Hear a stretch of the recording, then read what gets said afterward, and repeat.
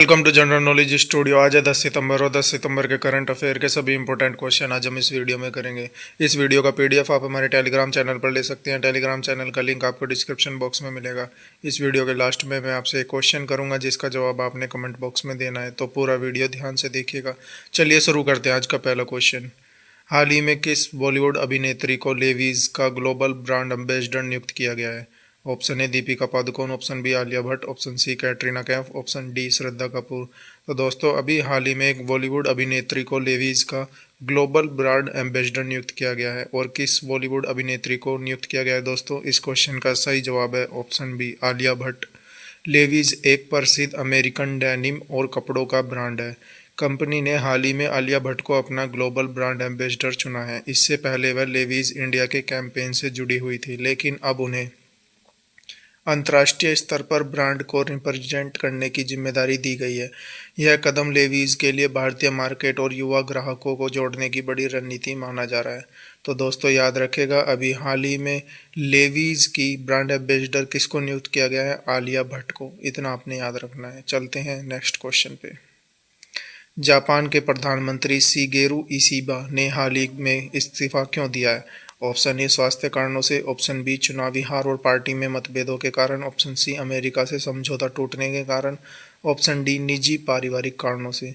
तो दोस्तों अभी हाल ही में जापान के प्रधानमंत्री शिगेरू इशिबा इन्होंने अपने पद से इस्तीफा दे दिया है। और किन कारणों से इन्होंने अपने पद से इस्तीफा दिया है दोस्तों?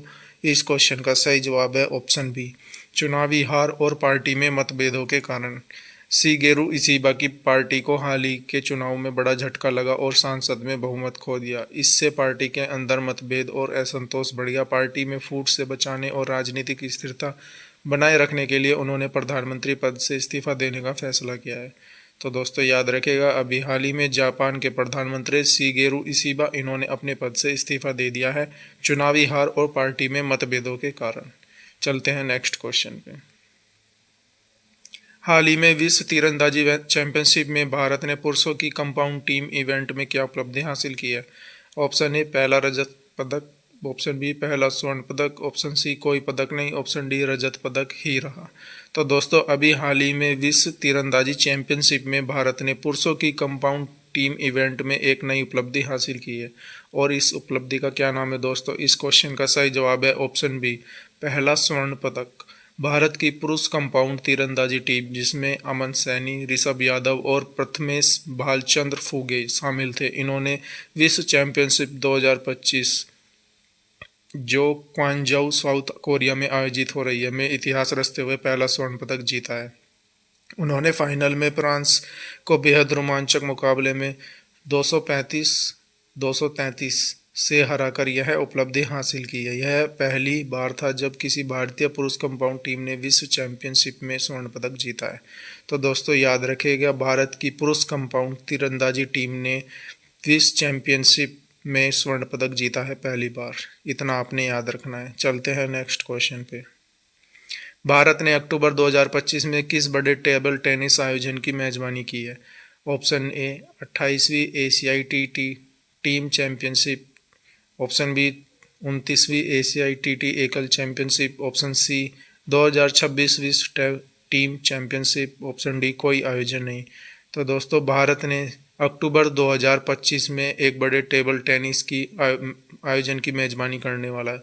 और किस आयोजन की मेजबानी करने वाला है दोस्तों? इस क्वेश्चन का सही जवाब है ऑप्शन ए 28वीं एशियाई टीम चैंपियनशिप। इसकी मेजबानी करेगा हमारा देश भारत। भारत इसका आयोजन ओडिशा भुवनेश्वर में 11 से 15 अक्टूबर 2025 तक 28वीं ITTF ATTU एशियाई टीम टेबल चैंपियनशिप का आयोजन किया करेगा। यह जानकारी table tennis federation of India ने घोषित की है। इस प्रतियोगिता में पुरुष और महिला दोनों टीमों की स्पर्धा शामिल है, और यह 2026 ITTF विश्व टीम चैंपियनशिप के लिए क्वालिफायर प्रतियोगिता का भी काम करती है। तो दोस्तों याद रखिएगा, 11 से 15 अक्टूबर 2025 के बीच में होने वाली 28वीं एशियाई टीम चैंपियनशिप की मेजबानी हमारा देश भारत करेगा। इतना आपने याद रखना है। चलते हैं नेक्स्ट क्वेश्चन पे। हीरो मोटोकॉर्प ने आगामी सीईओ के रूप में किसे नियुक्त किया है, जो 5 जनवरी 2026 से पदभार संभालेंगे? Option A Niranjan Gupta, option B Vikram Kasbekar, option C Harshvardhan Chitale, option D Pawan Munjal. तो दोस्तों अभी हाल ही में हीरो मोटरकॉर्प ने अपने सीईओ के रूप में किसे नियुक्त किया है? इस क्वेश्चन का सही जवाब है ऑप्शन सी हर्षवर्धन चितले। हीरो मोटोकॉर्प भारत की सबसे बड़ी दोपहिया वाहन निर्माता कंपनी ने 5 जनवरी 2026 से प्रभावी होने वाली नई सीईओ की नियुक्ति की घोषणा की है। इस नई भूमिका के लिए हर्षवर्धन चितले को चुना गया है। वर्तमान में विक्रम कासबेकर कंपनी के सीईओ हैं और निरंजन गुप्ता ने इस वर्ष के शुरुआत में अपने सीईओ की जिम्मेदारी से इस्तीफा दे दिया था। तो दोस्तों याद रखेगा हीरो मोटोकॉर्प इसके नए सीईओ कौन चुने गए हैं? हर्षवर्धन चितले। इतना आपने याद रखना है। चलते हैं नेक्स्ट क्वेश्चन पे। 2025 के इटालियन ग्रैंड प्रिक्स मोन्जा में मैक्स वेरस्टेपन ने क्या ऐतिहासिक उपलब्धि हासिल की है? ऑप्शन ए सबसे ज्यादा लेड लैप्स, ऑप्शन बी सबसे तेज F1 ग्रैंड प्रिक्स जीत, ऑप्शन सी पहला क्रोना पूर्व पोल से विजेता, ऑप्शन डी पहली F1 जीत। तो दोस्तों 2025 की इंडियन ग्रैंड प्रिक्स में मैक्स वेरस्टेपन ने एक ऐतिहासिक उपलब्धि हासिल की है। और कौन सी उपलब्धि हासिल की है दोस्तों? इस क्वेश्चन का सही जवाब है ऑप्शन बी सबसे तेज F1 ग्रैंड प्रिक्स जीत। रेस टाइम और औसत गति दोनों में इन्होंने ये हासिल किया है। मैक्स वेरस्टेपन ने 7 सितंबर 2025 को मोन्जा में हुए इटालियन ग्रैंड प्रिक्स में इतिहास रचते हुए F1 के इतिहास की सबसे तेज ग्रैंड प्रिक्स जीत दर्ज की।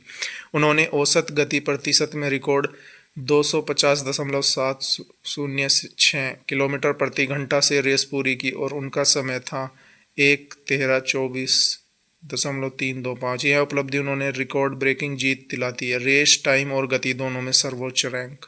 तो दोस्तों याद रखेगा अभी हाल ही में आयोजित हुई इटालियन ग्रैंड प्रिक्स किसने जीती है? मैक्स वेरस्टेपन ने जीती है और इन्होंने इसी के साथ इतिहास भी रच दिया है।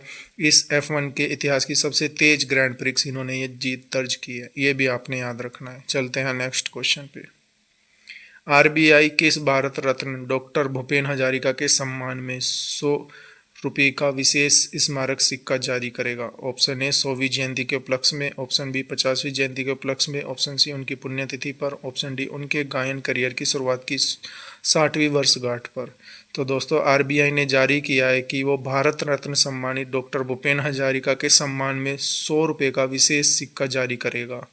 और ये किसके चलते इन्होंने घोषणा की है दोस्तों? इस क्वेश्चन का सही जवाब है ऑप्शन ए उनकी 100वीं जयंती के उपलक्ष्य में ये उन्होंने घोषणा की है। डॉक्टर भूपेन हजारिका जिन्हें ब्रांड ऑफ ब्रह्मपुत्र के नाम से जाना जाता है, एक प्रतिष्ठित संगीतकार, लोकगीतकार और सामाजिक विचारक थे। उनके योगदान को याद करते हुए उनकी 100वीं जन्म जयंती के मौके पर आरबीआई द्वारा यह 100 रुपये का विशेष स्मारक सिक्का जारी किया गया है। इस ऐतिहासिक अवसर पर प्रधानमंत्री नरेंद्र मोदी जी द्वारा सिक्के का अनावरण 13 सितंबर 2025 को गुवाहाटी में किया जाएगा। तो दोस्तों याद रखिएगा डॉक्टर भूपेन हजारिका के सम्मान में आरबीआई ने जारी किया है कि वह उनकी 100वीं जन्म जयंती पर 100 रुपये का विशेष स्मारक सिक्का जारी करेगा और जिसका आयोजन 13 सितंबर 2025 को गुवाहाटी में किया जाएगा। यह भी आपने याद रखना है। चलते हैं नेक्स्ट क्वेश्चन पे।